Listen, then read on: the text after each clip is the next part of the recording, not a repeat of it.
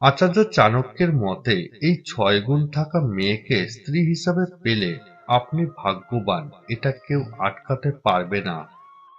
কি সেই 6 গুণ, সেটা আপনাদের আজ জানতেই হবে।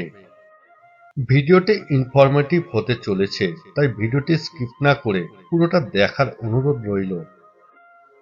তবে চলুন দেখা যাক সেই 6 গুণের কথা।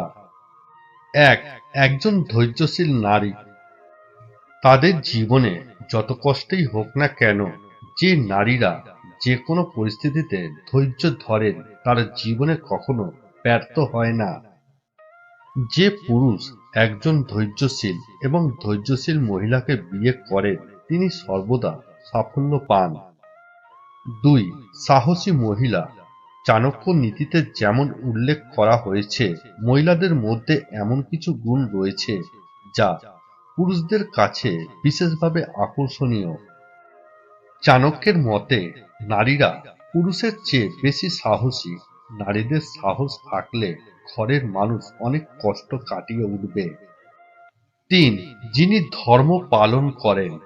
যদি একজন ব্যক্তির জীবনে এমন একজন মহিলা থাকেন যিনি ধর্ম পালন করার প্রকৃতি হন, তবে তার ভাগ্য পরিবর্তন হয়। সনাতন ধর্মের অনুসারী মহিলা প্রতিদিন পূজা করেন। যে বাড়িতে মহিলারা প্রতিদিন পুজো করেন সেখানে ভগবান থাকেন। এই ধরনের মহিলাদের সঙ্গে একজন পুরুষের জীবনের সমস্ত সমস্যা দূর হবে। চার, শান্ত নারী। বলা হয় রাগ মানুষের শত্রু, তাই একজন শান্ত মহিলা যে কোনো পরিস্থিতিতে বাড়ির যত্ন নেন। ঈশ্বর শান্তিময় বাড়িতেই বাস করেন। এই ধরনের বাড়িতে কোনো বড় বাধা থাকে না। পাঁচ, যে মহিলা বাড়ির বড়দের সম্মান করেন এবং ছোটদের ভালোবাসেন। আচার্য চাণক্যের মতে এমন মহিলাকে বিয়ে করা সৌভাগ্যের বিষয়। যিনি বাড়ির বড়দের সম্মান করেন এবং ছোটদের ভালোবাসেন, এই রকম একজন মহিলা ঘরে সুখ নিয়ে আসেন।